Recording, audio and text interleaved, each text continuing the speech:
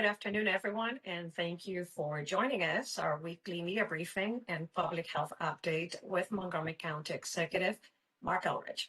I'm Lorna Virgili, Hispanic Public Information Officer, and joining us today is Dr. Keisha Davis, the county's health officer, Dr. James Bridgers, who is the Director of the Department of Health and Human Services, as well as Nick Agustin, Assistant Chief, Montgomery County Police Department. Thank you for joining us, everyone. Good afternoon, Mr. County Executive. Good afternoon, everybody, and thanks again for being here. We're experiencing another hot week, and multiple county agencies are working to assist with people in need, specifically folks who are the most vulnerable, particularly our aging and our unhoused individuals. We've been encouraging anyone who doesn't have access to an air conditioner to utilize our libraries, our recreation centers, as well as our shopping malls if needed to get out of the heat. I want to thank all of our county employees who are out there working in this heat right now. We have inspectors, recreation staff, road crews, and all of our first responders dealing with this heat while doing their job. I hope everyone stays hydrated and takes breaks when they need to. And speaking of first responders, I'm glad to have Assistant Chief Nicholas Augustine join me today to talk about some of the upcoming community engagement efforts.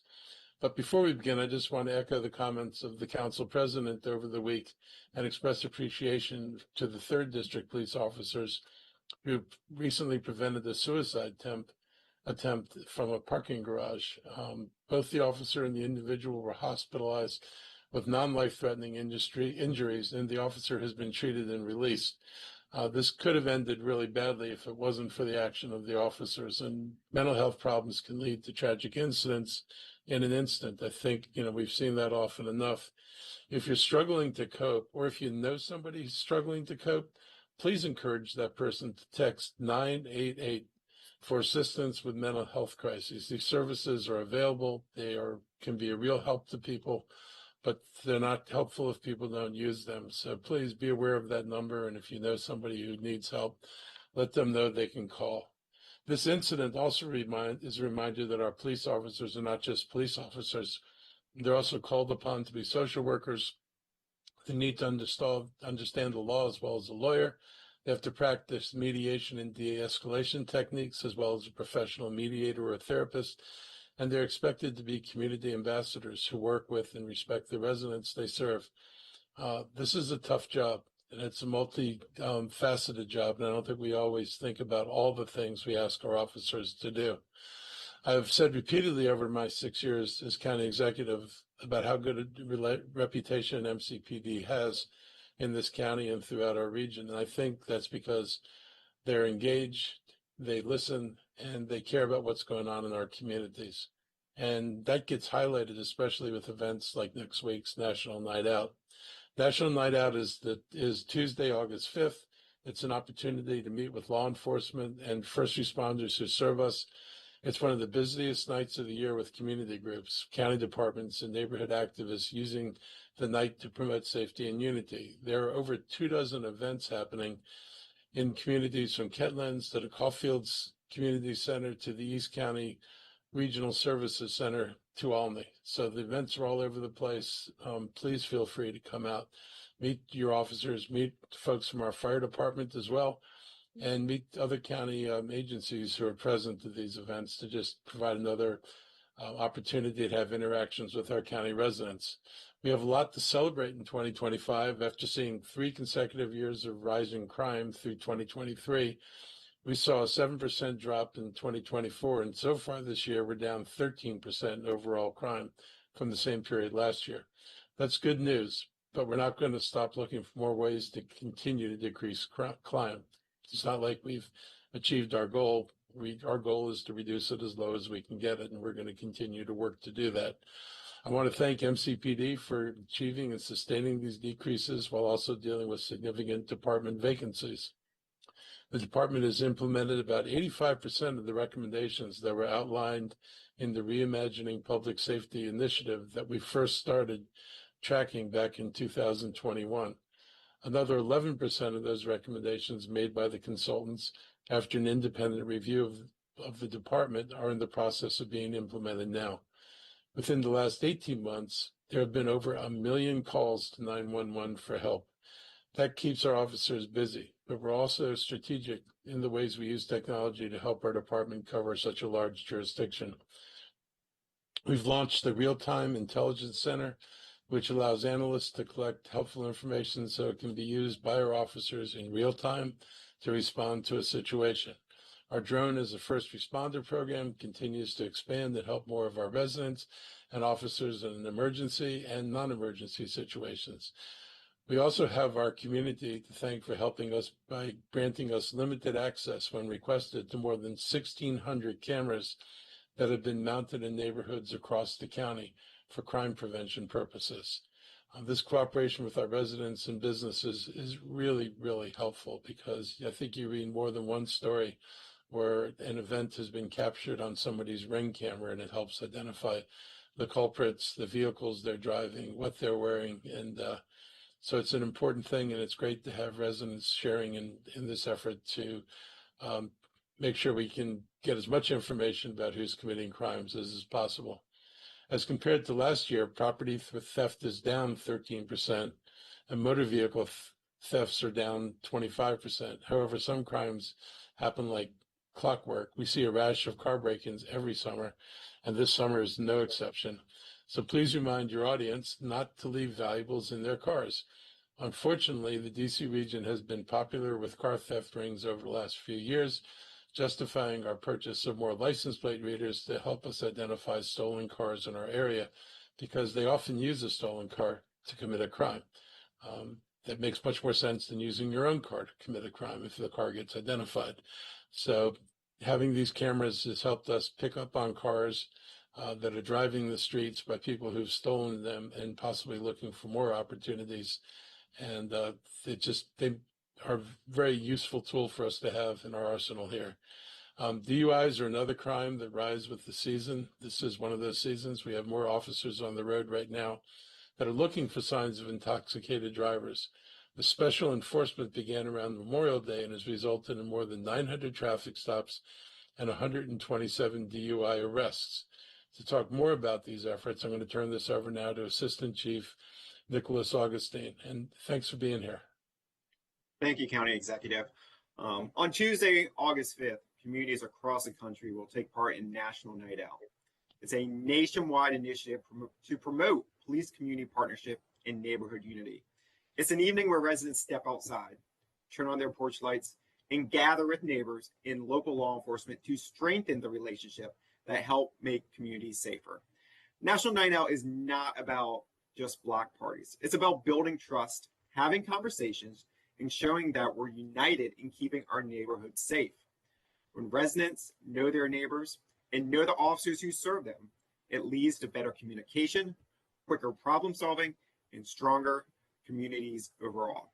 Our department is proud to support and attend over 20 events across the county this upcoming National Night Out. You'll see patrol officers, specialty units, public safety partners, and local leaders all coming together, not in a response to a crisis, but to connect. And we invite everyone to take part. Thefts from auto and auto parts have historically been a crime affecting all parts of our county. So far in 2025, there have been over 2,800 thefts from autos across the county. This crime cannot be solved alone by the police department. We need the community's help. We remind everyone to lock up every time, even when parked at home. Don't leave valuables in sight. Remove key fobs and spare keys. Park smart. Choose well-lit, busy areas, and avoid isolated lots and dark streets when possible. Also, don't leave your car running unattended. Montgomery County Police will continue to deploy extra patrols in areas experiencing higher rates of auto-related crimes and provide community alerts through social media and community meetings to keep you informed of patterns or suspect descriptions. Also, a program that we've had now for a couple of years, we invite the community to participate in our Etch and Catch program. Etch and Catch provides free etching of catalytic converters.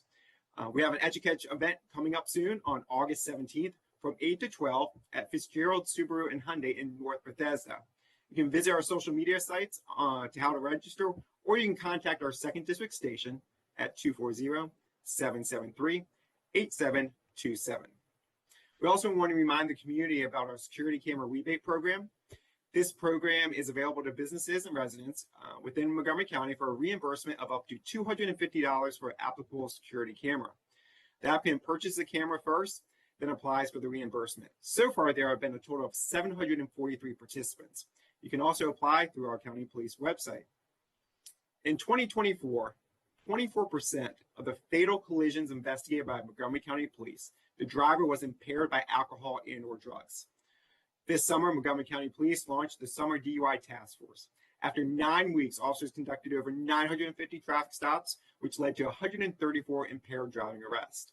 This is a great combined effort with our allied agency partners, to include the Montgomery County Sheriff's Office, Maryland National Capital Park Police, Maryland State Police, and the Maryland Transportation Authority Police. Montgomery County Police prioritizes building relationships with all community members. Specifically, we host a variety of community engagement events for our Latino community, and this includes our Hispanic Community Academy, which is a once-a-week program for 14 weeks for participants to learn about the Montgomery County Police Department, to include our policy, procedures, and operations.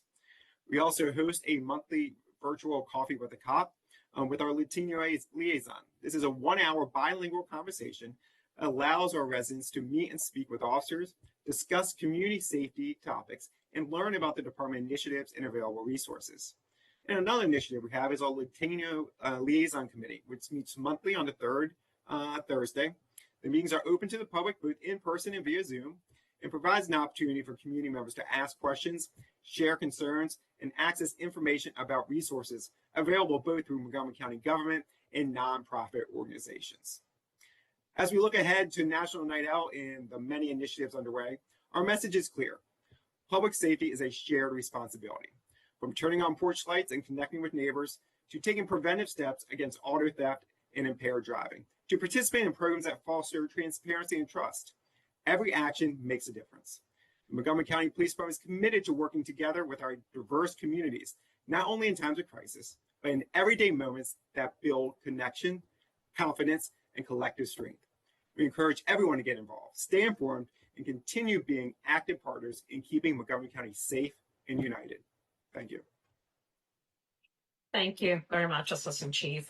Members of the media, if you have any questions for Assistant Chief Augustine at this time. Suzanne Pollack, Montgomery Community Media, good afternoon. How are you? Good afternoon. Fine, thanks. Assistant Chief, I was wondering, have you noticed any less reporting or calls or anything different since the threat of ICE, and have people been less cooperative? I just wondered if you noticed anything. Sure. Thank you for that question. We have not noticed, a difference in call volumes or cooperation with the community. I really think that is due to our proactive outreach to the community in our policies about our interaction with federal authorities. So having that message out there, providing it on social media, building that level of trust over many years that we've had policies about immigration enforcement, but really emphasizing that to our community and reassuring them when they contact us, and as well as other nonprofits that contact us about immigration enforcement, we're truthful about it and let them know what involvement Montgomery County Police have, which is none, but also let them know whether it was Montgomery County Police involved in a separate type of incident or whether or not it was immigration enforcement by a federal authority. Thank you. Thank you, Suzanne. Members of the media, any other questions for the Assistant Chief this afternoon? No more questions? Well, Assistant Chief, thank you so much for joining us today. You can remain on the media briefing or you can depart if you need to. Mr. County Executive. So thank you, Assistant Chief Augustine, for being here today. And I appreciate always the police coming on and helping us talk to the community about what efforts we're making. I also want to invite everyone to promote, cover, and encourage National Night Out participation next Tuesday, August 5th. It really is a great opportunity to meet the men and women, not just in the police department and fire department, but across our whole county government. And some events are registered at a website that is natw.org, the National Night Out website, but you may find events popping up in social media or through a flyer or by word of mouth. So there's lots of stuff going on, plenty of opportunities for people to go out and meet some of our first responders, and hopefully people will take advantage of that. In the last month or so, the county's worked with its partners to help us add close to 400 affordable housing units to the county's supply. First, there's the Allium Place in Wheaton, we opened up nearly 200 units, and this week we're celebrating the opening of close to 200 units in the residences at Forest Glen. This complex, built by MHP and some of our other great partners, is for the residents earning less than 60% of area median income. In many cases, when a new apartment complex is approved, developers are required to set aside 15% of the units as affordable. This project is like the Allium, is a project where almost everything, 100% of the units, are considered affordable.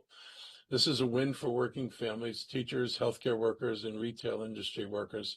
When we devote public money to housing, this is what we should be trying to accomplish. We want Montgomery County to be enjoyed by people of all income levels, not be priced out of living here. This is far from the last effort to create more affordable housing either. The Chimes of North Bethesda will create another 163 affordable units in the near future. We've also committed tens of millions of dollars over the next few years to help develop a multifaceted project in Wheaton that will create 39 townhomes and 320 multifamily units, as well as new office space and the Cultural and Arts Center in along Georgia Avenue. We're also getting money from the state to help support the start of this project, and we're in the planning stage, but it won't be long before construction and the grand opening associated with this project as well. Before we get too far ahead of ourselves, though, let's celebrate what we've accomplished. Forest Glen is modern, it is dignified, and allows more of our neighbors to remain right here in the community. I want to thank MHP and the nonprofits like them that worry about everyone being able to find a place to call home in Montgomery County. MHP was able to use a federal tax break obtained through the state to help make the math work on this project. I want to thank State Housing Secretary Jake Day for coming down for the event. They've been great partners for us, and I'm always happy when they show up for things in Montgomery County. And speaking of math, I continue to appreciate the production of our housing team led by Dr. Bruton. They continue to deliver these projects efficiently and create more affordable housing units as quickly as we can. They help us spend our limited resources wisely. Sometimes it's hard to see old buildings go, and this building rose on the bones of a 72-unit apartment that had fallen into serious disrepair. But in this case, the condition of the complex allowed us to justify building something new and designing more units than were there before. I consider this a great victory for our community and the people who are going to call this home, and they're all within walking distance of the metro station, along several bus lines and next to a state highway. It's a perfect place for families to live, thrive, and stay for a long time. And to give you some perspective on the county's situation with affordable housing, I want to share from the County Preservation Study by Park and Planning. This chart shows the number of naturally occurring affordable housing units that existed in 2000 and where we're projected to be by 2030. This is a pretty alarming graph. We had about 45,000 naturally occurring affordable housing units. Naturally occurring means this was just the rent on the unit. There was no county subsidy. These weren't part of a special program. They hadn't been created for particular purpose. This was just housing that was affordable in the community to people with lower incomes. By 2020, that number had dropped below 25,000. It was closing in on 20,000. And now the projection for 2030 is that we might have as few as 7,000 units left and 11,000 on the high side. So by 2030, the county will have lost over 30,000 units potentially or more of what used to be affordable housing in this county that required no subsidy. This is an enormous loss of housing, and it's not like the housing got lost. It's still there in some cases, just the rents have gone out of sight. These units were lost basically because we didn't have rent stabilization earlier in the county. We should have done this like DC did years ago. We would have been able to protect these units and to keep them in the affordable supply. Instead, the load falls on the county to figure out how to build more units at a far greater expense than it would have taken to preserve the units that exist. So this is, in a way, a self-inflicted wound, not paying attention to what we knew the trend was going to be about the loss of the housing has made it very hard for us to keep pace with the affordable housing demands in the county. And a lot of people say, well, this is a lot of new people coming here who need more affordable housing. This is housing we actually had. Had we kept it, a lot of people would have been able to take advantage of this housing without requiring special programs from the county. So there's a cost when you make decisions like the ones we've made in the past, unfortunately. On a brighter note, I want to thank the leaders of X Energy for developing the future of zero emission and doing it here in Montgomery County. The company is a leading developer of advanced small modular nuclear reactors. It uses proprietary fuel technology that's designed to be simplified and modular and deliver reliable zero carbon and affordable energy. It's also designed not to have runaway chain reactions. What used to take an immense power plant that cost billions of dollars to produce, it is hoped that these plants will cost less money and be able to be created on smaller, decentralized sites. And the new small reactors are being designed so they can't have runaway chain reactions that pose the serious threat that exists with older reactors. This innovative approach expands the applications and markets for nuclear technology, driving enhanced safety, lower costs, and faster construction timelines. It is an intelligent way to meet the growing needs for energy-driven artificial intelligence. Unfortunately, it is going to be some years yet before these reactors start coming in line at any scale. So we're going to be going through a period of rapidly increasing energy consumption without a rapid increase in power supply. A key metric that will ultimately going to decide the success of this approach is going to revolve around the final cost of producing electricity, which has been a challenge in older nuclear systems, which have required enormous subsidies and tend to have a negative impact on rate structures, negative in terms of how residents might perceive the price of electricity. So there's a lot of hope that these newer, smaller reactors are going to be able to produce energy at a competitive price with other forms of clean energy today. X Energy just announced that it's collected $700 million in financing from companies like Amazon and institutions like the University of Michigan. They're investing some of that money here in reactor design and licensing, and then finishing the first phase of a fuel fabrication facility in Oak Ridge, Tennessee. The company's headquarters remain in Gaithersburg, even as it expands its vision and its footprint. X Energy currently operates from 2 spaces in Rockville, is consolidating its headquarters to a 125 square foot facility at 9801 Washington Boulevard in Gaithersburg. X Energy will retain its 260 full-time employees at this new site, with plans to create at least 525 new jobs over the next 6 years.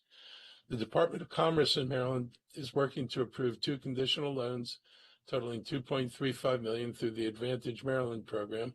Montgomery County is providing up to $500,000 through the Job Creation Fund program and up to $150,000 through its Move Grant program. The company is also eligible for other state and local tax credits. So these are smart investments between the county and the state, bringing hundreds of good-paying jobs, while also strengthening our region as a center of innovation. And it fits with what one of the things has been one of our major goals. One of the things that's been important to me is not just building on the life sciences, but also diversifying our county into things like light manufacturing and AI research, so that we're not just dependent on a single industry.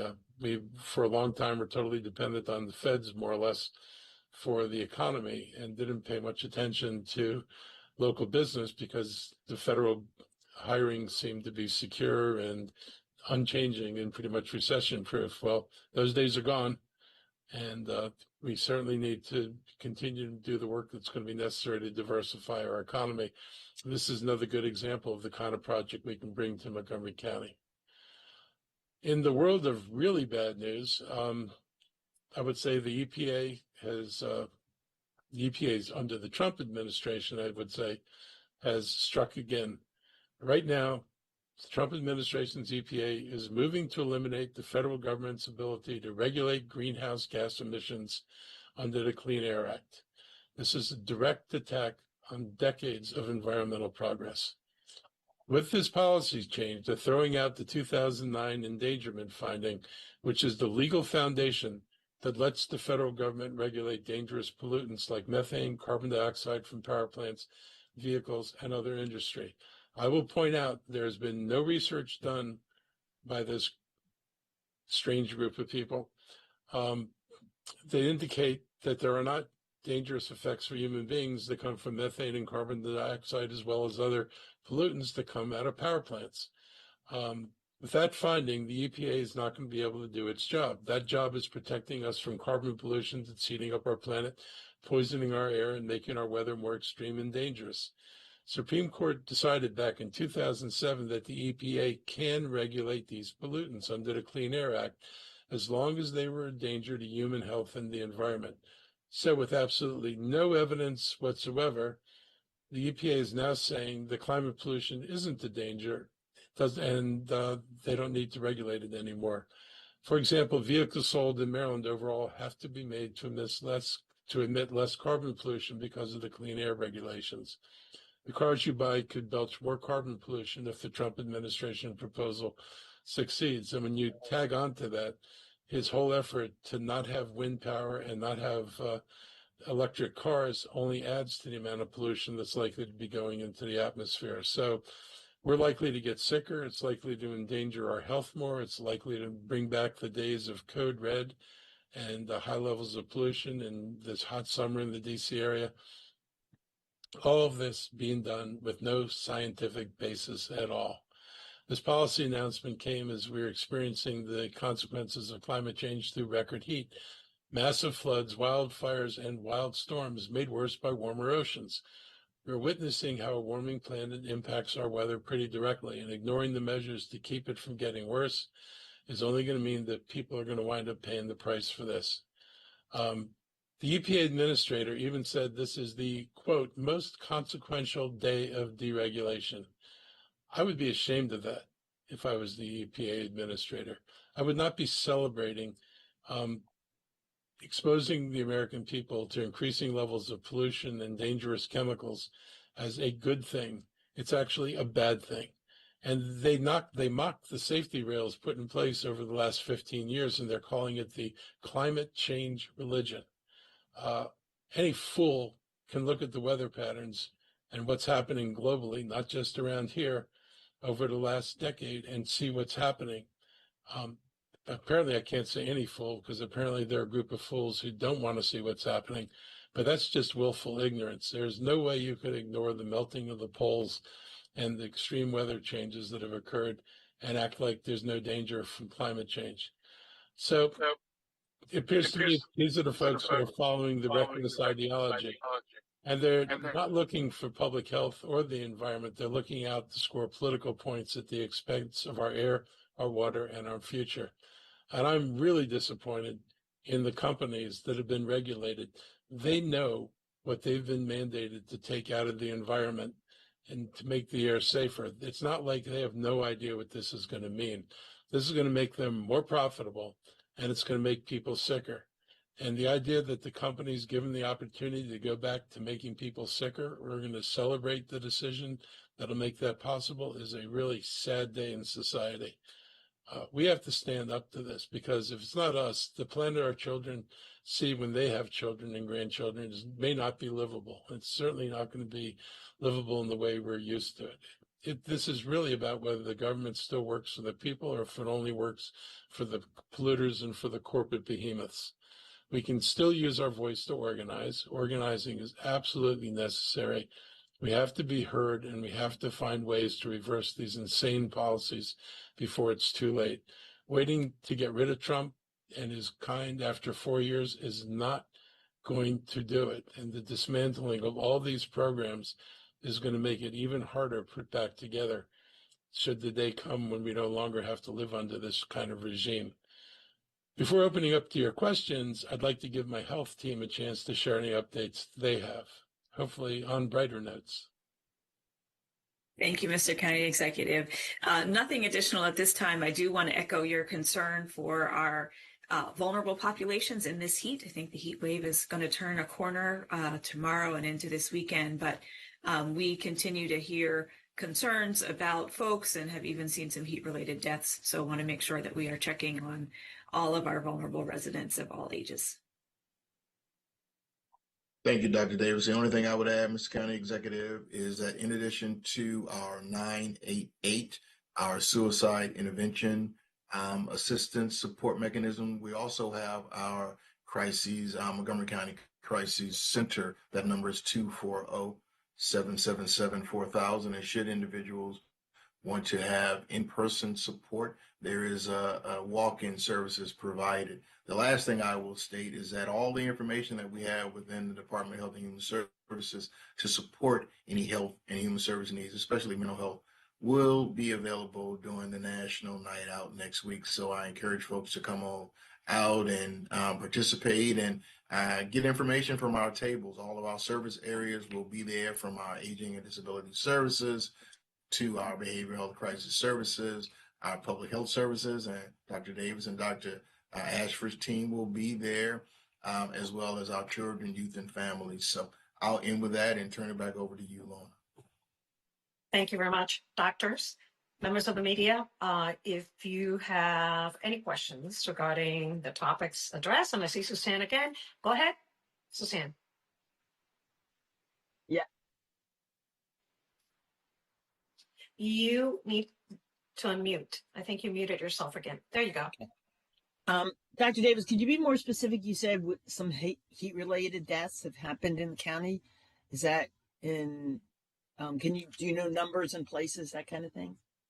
I can't share numbers and places. The numbers are very small, less than a handful of folks, and we don't report numbers when it's less than 10. It's well less than 10. But what I can share is that the deaths that we have seen have been at the extremes of age, the very young and the very old, and so we want to make sure that we are looking out for those folks. I can also share that we also have ER data that looks at ER visits that are related to heat exposure. And what we see is, while the deaths are at the extremes, and we certainly see a number of visits at the extremes of age in the ER, the vast majority are those who are in that probably 20 to 50-year-old age range, because those are the ones who are outside working in the heat. And so the message for heat really extends to everybody. If you are feeling overheated, you want to make sure that you are going inside. Don't wait until you feel thirsty to get something to drink. Keep water nearby. Keeping cooling things such as wet rags or towels, handheld fans and sprays and mist to help keep cool in the hot weather. Thank you. Thank you, Suzanne and Dr. Davis. Jeannie Bixby with us today. Good afternoon, Jeannie. Good afternoon, Lorna. Good afternoon, Mark. Yesterday, the council had a briefing about a pilot program involving the parking garage robot, and the council members had asked for a pause to that program because they're saying that they were not aware of it until it was in local news reports. Mark, I was wondering if you could share, were you aware of this program before the media reported on it, and what are your thoughts on the surveillance concerns? I wasn't aware until I saw the story also. They weren't supposed to be, I guess they had the bot to play with and to see what they could get it to do. And that was what they were in the process, of evaluating. And I would have heard about it had they decided to go forward with it. I'm not overly worried about the surveillance concerns. And I think the bot could be really important in terms of protecting people and protecting vehicles in garages, from theft. So I would be interested to see what we can do to address the concerns that people have about the bots, but I don't think they're inherently going to violate people's security or civil liberties. I think we made, adjustments how we do our cameras with our drones. Hopefully we can address their concerns here too. Gotcha. Some council members brought up yesterday some concerns about liability, like the robot, it appears, moves kind of slow, could potentially crash into vehicles. Are you concerned about that aspect of it? Well, I mean, that's just somebody's appraisal of what little they saw. I think I would be more interested in what kind of testing the company's done I'm sure that this company, which is selling these robots, has tested them in live situations with vehicles and things. And we should certainly be able to get crash information for them or reliability information from the company. I don't think they'd be putting this out if there was a risk that this was going to cost the county a ton of money on accidents caused by the robot. So, I appreciate the concern. Hopefully we'll be able to address the answer. Okay, gotcha. Thank you. Thank you, Jeannie. Members of the media, any additional questions for the county executive and health officials this afternoon? No more questions? Oh, Suzanne, there you are again. Go ahead. You're right. I was just wondering, have we seen an uptick in tick problems? I'd ask my health officer that. Yeah. So we have seen an increased number of tick reported illnesses and tick bites in the emergency room. And that is true across the region. So Maryland is seeing that, and really kind of in the DMV, we're seeing that increase in the area. This year seems to be a higher tick year. We're not exactly sure why. Sometimes that can just be cyclical. I'm not sure if that's something in the environment, if it's the life cycle of the ticks, but we are seeing a little bit more of that. We do encourage folks to wear long pants and long sleeves, light clothing to help protect, and to really be mindful if they have been out and about hiking or in the woods, to be careful about removing clothing and doing checks for ticks. Lyme disease is the thing that we hear about the most, but there are other, and that's transmitted by the deer tick, but there are other diseases that can be carried by ticks, some things like ehrlichiosis and babesiosis, that we also check for and remain concerned about. Thank you. Thank you, Suzanne and Dr. Davis. Members of the media, any additional questions this afternoon? No more questions? Well, thank you, everybody, for joining us. Stay safe, and we'll see you next time. Thank you, Mr. Take care, Connick. everybody.